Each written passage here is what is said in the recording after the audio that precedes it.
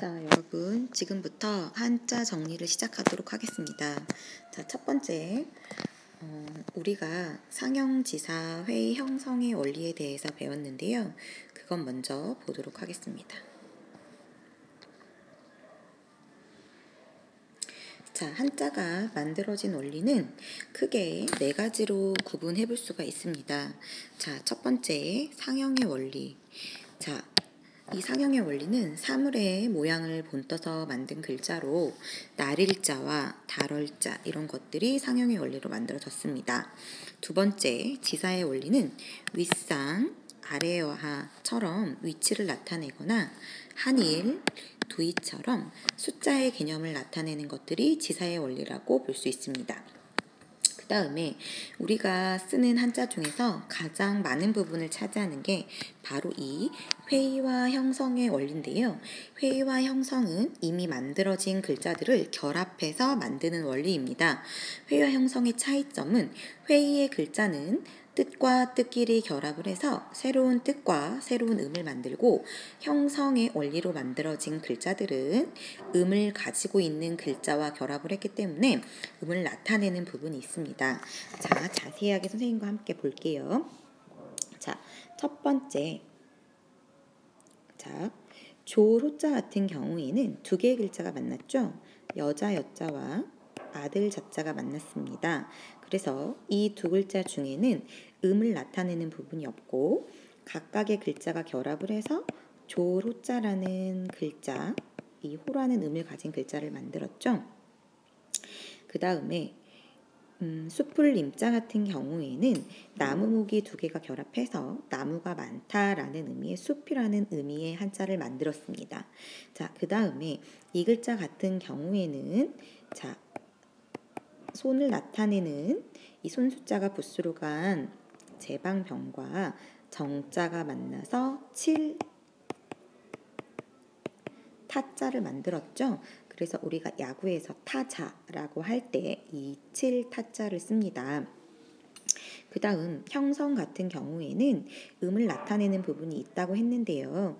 지금 자, 여기서 보면 자, 이 상자 같은 경우에는 생각하다 상자죠.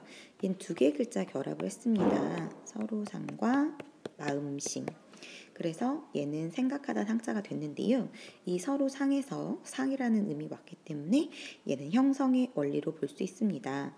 그 다음 글자 큰바다 양자 같은 경우에는 우리가 많이 반복학습을 했기 때문에 넘어가도록 할게요. 그 다음 맛 밑자 같은 경우에도 2개의 글자가 만났는데요. 자세히 한번 보면 자, 지금 입을 상징하는 입구자와 안일 밑자가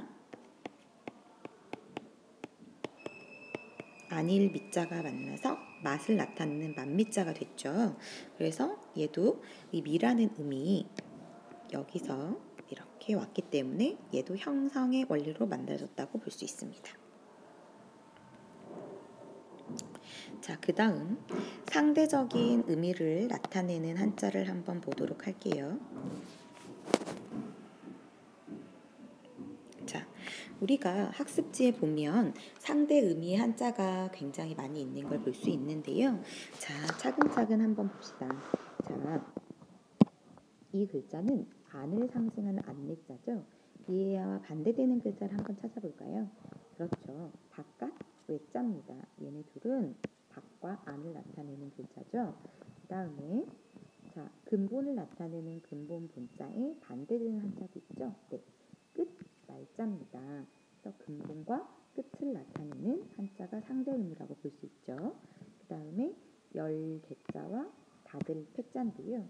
얘네 둘도 상대 의미로 열다는 뜻과 닫다는 뜻이 상대적으로 나타나는 걸 볼 수 있습니다.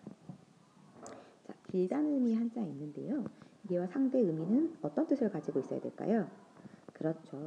짧다는 뜻을 가지고 있어야 합니다. 그래서 이 짧을 단자가 상대 의미라고 볼 수 있습니다. 그 다음 왼쪽을 나타내는 글자와 오른쪽을 나타내는 글자, 밝음을 나타내는 글자와 어두움을 나타내는 글자, 크다는 의미의 글자와 작다는 의미의 글자, 많다는 의미의 글자와 적다는 의미의 글자가 서로 상대된다고 볼 수 있겠죠. 자, 그 다음 방향을 나타내는 글자를 보도록 하겠습니다. 자, 우리가 방향을 나타내는 때는 동서남북이라고 표시를 하죠. 그럴 때 이렇게 방위 표시를 해놓고서 자, 북쪽을 나타낼 때는 북쪽 북자, 자, 서쪽을 나타낼 때는 서역 석자, 동쪽을 나타낼 때는 동역 동자, 남쪽을 나타낼 때는 남쪽 남자를 씁니다. 잘 기억해 두세요. 자, 마지막으로 계절을 나타내는 한자를 보도록 하겠습니다. 자, 계절 할 때는 계절 계자와 마디 절자를 쓰는데요. 선생님 수업 시간에 설명해 드렸죠. 이 마디 절자에서 윗부분에 있는 이 대나무축 같은 경우에는 대나무의 특징이 마디로 구분되어 있기 때문에 우리나라는 사계절이 뚜렷해서 이 마디 절자를 써서 계절이라는 한자어를 쓴다고 이야기를 했습니다. 자, 그래서 여러분과 함께 우리 그림과 연결시켜 보도록 할게요. 자, 첫 번째. 자, 봄을 나타내는 한자, 봄순자입니다. 우리 봄을 상징하는 그림은 이 중에 뭐가 있을까요? 그렇죠.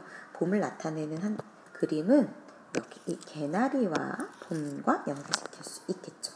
자, 그 다음에 여름을 나타내는 여름 한자입니다. 얘랑 연관 지을 수 있는 그림은 뭐가 있을까요? 그렇죠. 우리가 여름에는 차가운 물을 찾아서 가서 수영을 하죠. 해수욕장과 연관을 시킬 수 있습니다. 그 다음 가을 나타날 때는 자, 이렇게 가을 주자를 쓰죠. 얘와 연관시킬 수 있는 건 낙엽을, 가을의 낙엽을 상징하는 그림과 연결시켜 줄 수 있겠고, 마지막으로 겨울과 관련이 있는 글자는 그렇죠. 우리는 겨울에 눈을 볼 수 있죠. 이렇게 귀여운 눈사람 그림과 연관을 지을 수 있습니다. 자, 선생님이 지금까지 공부했던 거 정리를 했고요. 다들 마무리를 잘 하셨으면 좋겠습니다. 수업 마치도록 하겠습니다.